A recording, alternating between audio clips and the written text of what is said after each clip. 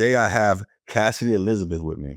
What's up, Cassidy? Hey, what's going on? So Cassidy, she tattoos in Clearwater. She's been tattooing for 8 years now. Cassidy, where can we find you? What's your Instagram? My Instagram is Slice Tattoos. Perfect. So you've been tattooing in Clearwater for about 8 years. Mm-hmm. Yeah, I see that you kind of personalize in like a professional calligraphy type deal. Especially geometry, and I've actually only been in Florida. I've been here for about 7 years, but I'm from North Carolina. Okay. And I spent a year in Ireland and in England tattooing all over England and doing conventions in Ireland for 2019. Yeah. Pre-COVID. Bam! Back on y'all again. Hey, listen, I got this aftercare product I want to show you, right? This is my foam wash. It's all natural. This is my ink paste ointment. It's all natural. These both heal you really, really fast when you use them together. This is 15, this is 25, but I'm gonna give them both to you for 30 if you go get it from my website. Check it out. So you was in Ireland, you said? I was in Ireland, northern Belfast, mate. Okay. Northern Belfast. I don't know. That was not the greatest impression, but yeah. Ireland and Dublin, England, Manchester, London. London was like a English Brooklyn. Yeah. If you've ever been to Brooklyn, yeah. London is like a London Brooklyn. Right. It's like it's very interesting. Yeah. It's cool. And so it's a lot of tattoos. Obviously, it's a lot because they're kind of ahead of their time. Like they're actually ahead of us on tattooing, I believe. They've been doing it for a while with their black and gray shading and geometric shapes and things like that. Yeah, I mean, I would say California is definitely ahead in all aspects, especially of black and gray, and in Miami too. These great black and gray artists in Miami. But yeah, Florida and California, black and gray. Yeah, for sure. So yeah, you do a lot of calligraphy. How did you get into calligraphy? I used to want to do graffiti, and I'll be honest, my first month tagging, I got a misdemeanor charge for graffiti. And I'm not doing that no more. Yeah, no. I was like, I'm too loud looking, I guess, to do it. Yeah.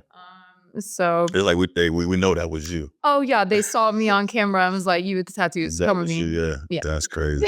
That's crazy. Yeah. So you just started playing with the pen. Like, how did you taught yourself? Did you take classes on it? No, just self-taught, and watching other artists, and seeing how people's techniques are refined, and great paint markers. Yeah. Those are great. All right, so we're gonna talk about your origins of passion. Can you share the moment you realized tattooing was your calling? I was about 14 or 15, and I knew that I wanted to tattoo. I didn't do well in school and high school at that time because I was just didn't care. I knew I was drawing every night, all the time. So, I actually ended up leaving my freshman year and got my diploma online and went straight into tattooing and went all over looking for an apprenticeship. So I finally found one in Los Angeles, California. That's awesome. How long did you apprentice there? I was only in LA for about 7 months, and the apprenticeship was about 5 months. God bless my mentor. He was amazing, but the shop and the inflation in downtown LA was so high. So the shop shut down after like half a year. So, wow. But it got you to, got your foot in the door already. Got my foot in the door. That's what's up. That's what's up. So do you think nowadays, so you got an apprenticeship? That's awesome. So nowadays, do you think people should? How do you feel about apprenticeship nowadays? Is basically what I'm saying. I think that a proper apprenticeship should be 1 year to 2 years. I wish that I would have had that opportunity to have that. Back then in 2015, they did not want female artists in the industry. I went everywhere, man. I went all over my hometown in Charlotte. Everybody said no. I went to San Francisco. Everybody said no. And I was so discouraged. And my best friend called me and she said, come to LA, just try LA. And the first shop in LA said, First shop.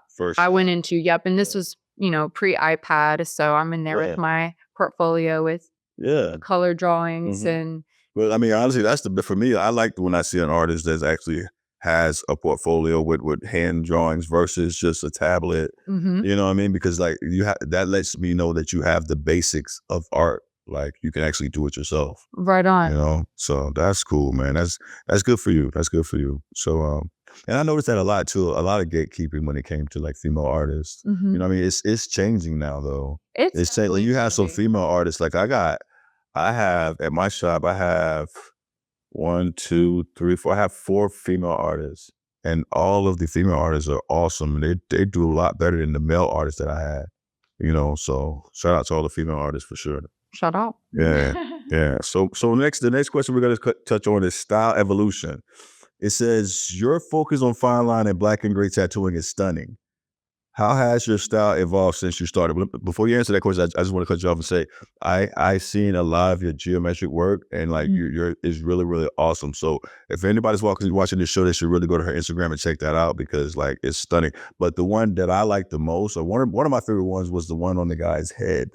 A Oh, whole head tattoo, and that mhm. was really, really nice. I mean, how did he do for that? Because the head is real sensitive.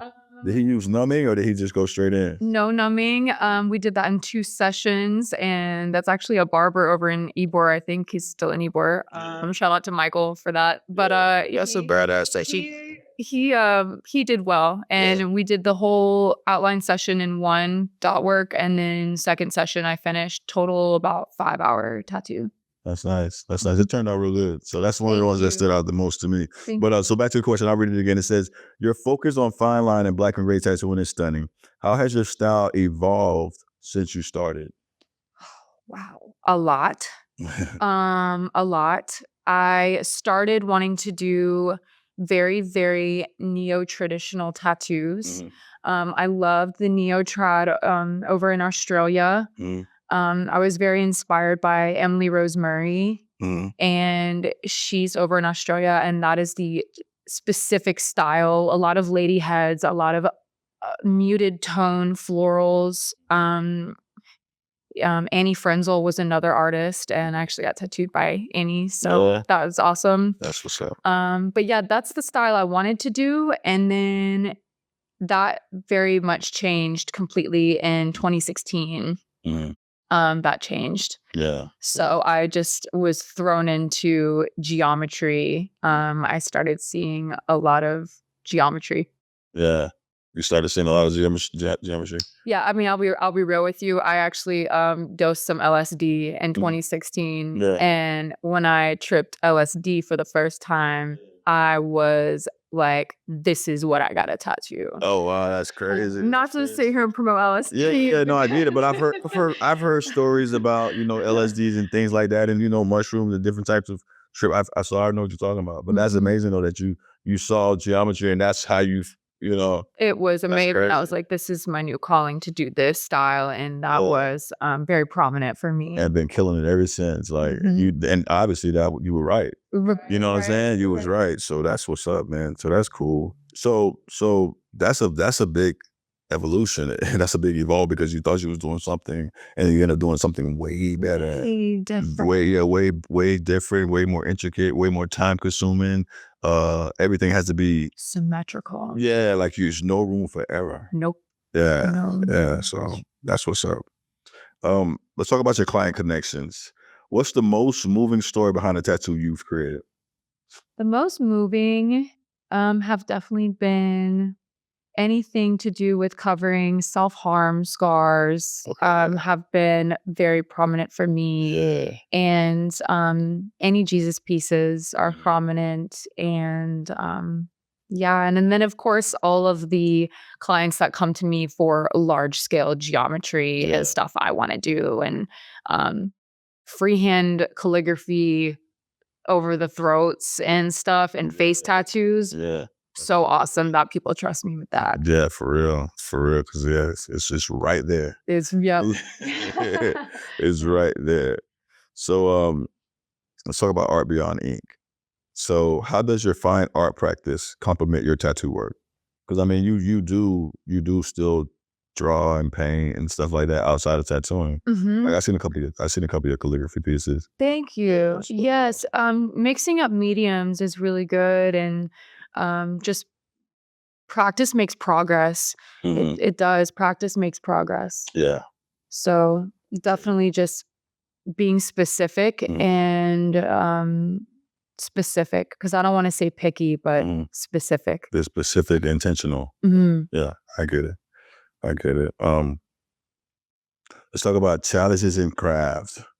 Challenges in craft. What has been the most intricate and demanding design you've worked on? Besides that head pieces, I know you had to make that like actually fit the head perfectly and then move on. But which one?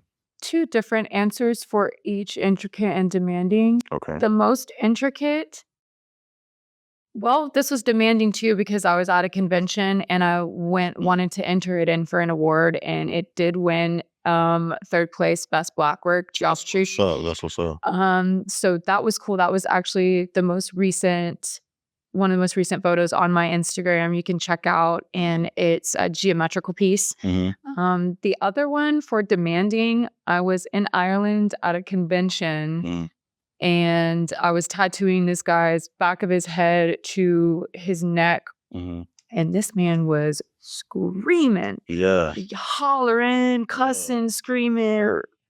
Yeah, it was hurting. And he was chugging whiskey like no. Oh my gosh, guy, he's bleeding out. He was not having it. But the line work came out clean and everything was good. And the tattoo Came out right. Yeah, that sounds crazy. That was crazy. So do you like tattooing at conventions, like having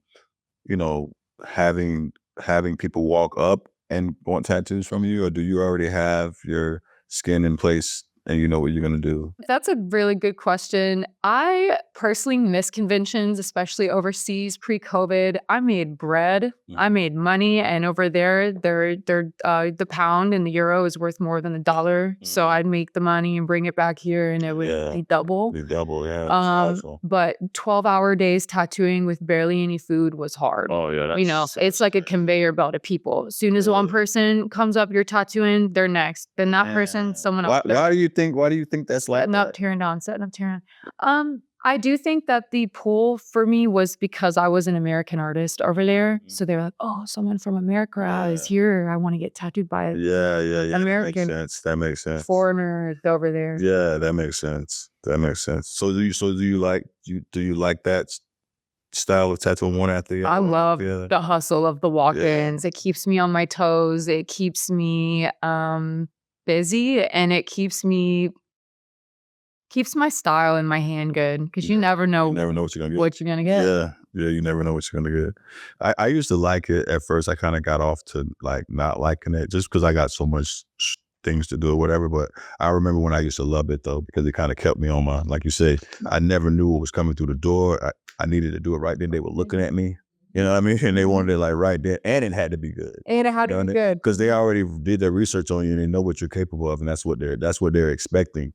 That same thing that they read about or heard about, they're expecting you to keep doing it and keep doing it. Yeah. But I do understand what you mean when you say 12 hours, because I always tell my tattoo artists that work in my shop that you cannot tattoo hungry and you cannot tattoo tired. Like it don't work. Man, it don't work. You cannot do that. Yeah, it don't. It doesn't work. I mean, you can't fake it. You can't even. So a lot of things you can fake, but you can't fake that. No. So that's what's up. All right. So let's talk about creative influences. Where do you draw inspiration from inside the tattoo industry? From other artists or the industry itself inspires me anyway, just from my clients. My clients inspire me because they bring me ideas that I'm like, that's awesome. And then it gives me another creative idea to move forward with that original. Yeah, like a foundation. Yeah. That first concept really is great for the creative drive I need to complete the tattoo. To do you, yeah. To do you within that tattoo. Yeah, based on the foundation that they provided. Right. Awesome. Yeah, I totally get that. Yeah, I always tell most of my clients to like give me some type of something that you seen that you liked, just something that kind of just spark that spark in my creativity. Yeah. Because I can do anything. but I want to know what you like so that way we can touch on what you like first. You know what I mean? Before I just do it. So I understand what you mean. That's cool. So that was your answer. Where do you use your inspiration? So it's just your clients pretty much. My clients and specific artists, shout out to Eric Stricker in Spain. Shout out to Trio.71. I think Trio, he's in China. Okay. Awesome calligraphy artist. There's quite a few. Vital Black, very good. Another artist in Spain that does geometry. Those are probably top 3 right now, but that's constantly kind of changing. All right, cool. So let's talk about community impact. All right. How does the tattooing community support your growth and vision as an artist, you think? By getting tattooed. Yeah. By getting tattooed for me, yeah, that's awesome. Staying loyal, coming back. Staying loyal. Well, talking about that next piece as soon as that other piece is done. Yes, You said, yes. Yeah. Okay. Artistic rituals. Do you have any practices to get into your creative zone? Pray and draw. Yeah. Pray and draw. I pray and draw. That's a good one. Pray and draw. I don't know what I do. What do I do? Smoke, drink a cup of coffee. Drink some water. I drink a lot of water and Hydrated. some tea. I love Earl Grey tea. Yeah. Mhm. Yeah. I smoke, drink, eat. I was fine. Okay, next one. Let's talk about we're gonna do role of social media. So how has building a presence on social media shaped your career? Extensively. Social media has definitely helped a lot. I will say though, nowadays, because back then you could just post a picture and that's all you needed. Yeah. Now as tattooers and as artists, we're not only the artists, the creator of our art and tattooers, but we have to be our own marketers and creators on social media. Yeah, that's true. And so now we're doing double the work. Yeah. Yeah. I totally agree with that. You definitely got to know marketing, ways to market. Like marketing is a very, very, very important part of it because you can't do anything. You can't do anything without marketing. So I'm glad you know that. That's what's up. 'Cause, man, so let's talk about social media. So where are you at? You're on Instagram. You got Facebook. I have Facebook. It's more personal Facebook. Don't have TikTok. I literally just use Instagram and Threads recently. I started using Threads. I haven't started using Threads yet. How is that? I like Threads. Yeah. I haven't started using that one yet. All right. So Threads. So yeah, I think I'm going to start using that one. I've seen it. I just seen a lot of pictures on there. Most of the pictures were like just a little caption. Like I don't understand the purpose of that versus it's kind of like the same thing. It's basically like Twitter, but cleaner. Okay. So using a lot cleaner. Yeah. Okay. And people can discuss a lot, and then you can also promote who wants to get tattooed and what kind of tattoos does, whatever state you're living in want right now. And you can kind of get a more diverse following from all around the country, really, and worldwide. So that's cool. So let me ask you a question. This is actually not on this list, but how do you feel about AI art and involved in the tattoo industry? I mean, AI is in everything, so. As for like Procreate on the iPad in that way, I like that aspect of it. But as for AI creating designs for tattooers, I don't like it at all. I just bought a new stencil maker, and I've had the old school one. And if you're a tattooer, you know what I'm talking about.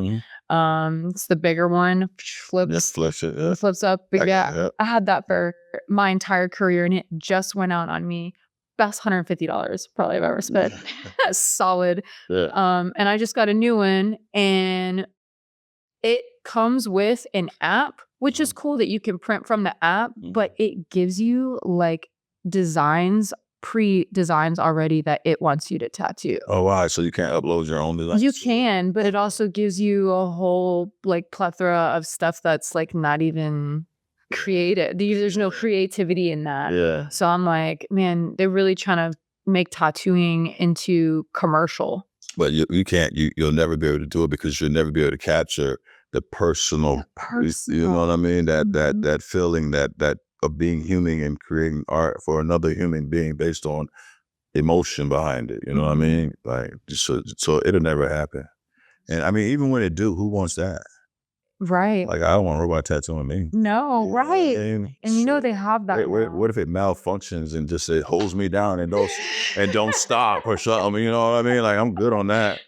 Start answering my phone calls and shit. You know, you never know. Like, I'm good on that. So I just want to bring that up. I know it's not on this list, but let's talk about personal growth. All right, personal growth. How has tattooing influenced your personal journey beyond just a profession? Good one. Physically demanding. So it's gotten me more into the gym. Being in the gym has been great for my mental, creating better tattoos and organizing my thoughts as an artist, because as you know, sometimes it can be a little chaotic. Trying to organize things, your designs and things. But no, being in the gym, man, has really shaped and helped me personally. Then you get the physical benefit of it too. So, but mentally, just definitely that helps my creativity. Personal growth. Yeah, I agree with that one. Yeah, the gym does help out a lot. You get time to think, you know, organize, especially when you're doing everything. Yeah. You're answering the phones, you're booking the appointments, you're doing the tattoos, you're creating the tattoos. I get it. It's a lot, you know. So, yeah. That's what people don't know. You know what I mean? Like, and I think as tattoo artists that actually own their own tattoo art build businesses or whatever the case may be, like, we make it look easy. Yeah. Some people don't understand how hard it really is. You know what I mean? Some people, because I get phone calls, they be like, how much is that? I'm like, it's $100 for just the heart or for just the, you know what I mean? Like, and I have gotten only one, let me think. Sorry, excuse me, 2 free tattoos in my career. And one of them was a trade. So it was a trade. The other one was supposed to be a trade, but I moved away. Sorry, Jace. But sorry, Jace. Sorry, Jace. He's doing well though. But yeah, no. I've put probably close to 20,000. If I could sit and add up, it would be close to 20 bands in my body. I paid what the artist wanted, full price, tip, boom, every time. So, you know, yeah, $100 for a heart. It's forever. Yeah, man, for real. Yeah, it's forever. And it's gonna be a heart. Yes. It's really gonna be a heart. So, yeah. All right, cool. So let's talk about handling creative blocks. How do you push through periods of creative burnout or lack of inspiration? And the reason why this question is in there, because sometimes, like for me personally, I can only talk about me, but for me personally, sometimes I do so many tattoos that I just need some time not doing tattoos. You know what I mean? So that I could become back interested in the art again. You know what I mean? And it has nothing to do with them. It's just, for me, I feel like it's just so much strain of creativity in such a short period of time that my mind is overwhelmed and my body is too. And I just need that me time to be creative again. You know what I mean? That's true. Yeah. I will say the gym, right? Because it releases that, gets that your blood flowing, your mind, your cells, everything's flowing better. You're breathing, your respiratory system, it's better. Yeah. The gym and mixing up your mediums, right? So, I mean, there's only so long that I can stare at a freaking iPad, you know? Yeah. It's like, sometimes I gotta just get out a canvas and paint and switch it up and do the calligraphy, because then that helps me move forward. So going from one art to another art. Right. Yeah. Mixing up your mediums and things is important. That's different. That's good though. That helps for you. That's good. Me, I just gotta drop it all. Drop it off. I gotta drop it all and just like go do something else. I've had to do that before. Yeah. For sure. Yeah, I gotta drop it all. I've been forced to do that also before too. So yeah, it's like, slow. When it's slow, sometimes you're kind of forced to Go do something else. Go do something else. True. Mhm. All right, so let's talk about your upcoming projects for 2025, right? Are there any new projects, collaborations, or ideas that you're excited about for 2025? Yes, and this goes for tattooing and also for this new endeavor that I started. Mhm. I just got into wrapping cars. Okay. So I'm going to be wrapping cars. That's what's up. I just went to school for that, and that is the newest and Yeah. greatest. How long was school for that? So the class was a 3-day class, Mhm. but you're 7 a.m. to Mhm. 5 p.m. Mhm. every day, all day for those 3 days. And yes.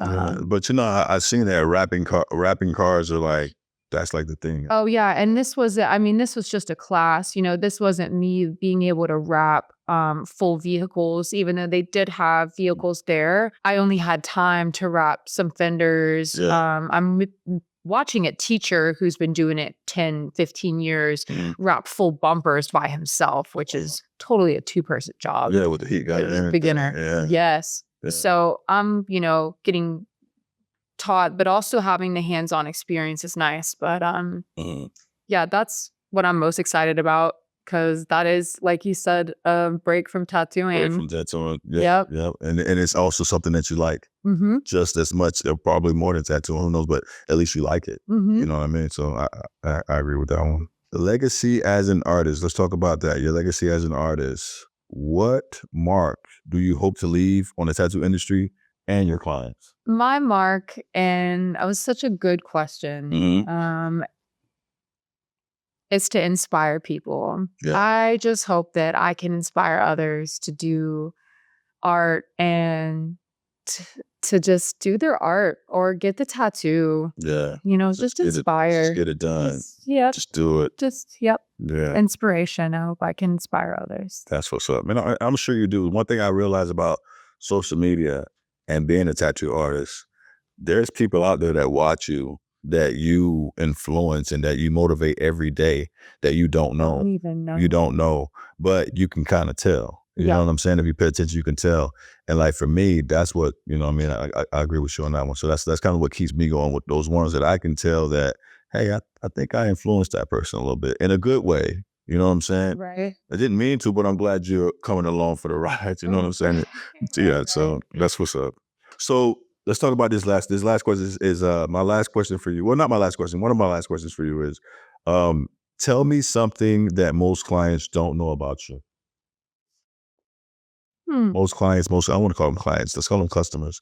That most of your customers / clients. /clients. Yeah, / clients. Something that people don't know. Well, I am very into cars. The car scene. I want to go to Japan specifically just to go to a car meet in Japan. Yeah. I want to drive GTRs. I want to wrap GTRs. Yeah. My birthday is actually, don't tell anybody. No. My birthday is, my 30th is in 1 month. Okay. Well, happy birthday. Thank Early you. birthday. Thank you. And for my 30th, I want to just rent a Corvette. I want to rent a Corvette for the day and just whip crazy. the bed. Yeah, just get crazy. Yeah, Corvette. That's a fun car. I never driven one, but I want a Corvette. Yeah, one of these days. Yeah, but have fun with that. Thank you. Yeah, have fun with that. Anything that you want to talk about that we didn't touch bases on? Anything that you want to say before we close up? Any closing statements? Closing statements is thank you very much for interviewing me, and your work itself is absolutely phenomenal. Thank you. I appreciate that. I hope that I can even pick up some techniques and skills from you and learn from you as an artist. That's awesome. And another thing, if you want to get tattooed by me, my books are open currently, and if you get geometry, you will get a discount. Awesome. That's what's up. Just mention Bigger Than Tattoos podcast. She got you for sure. Straight up, yeah, you know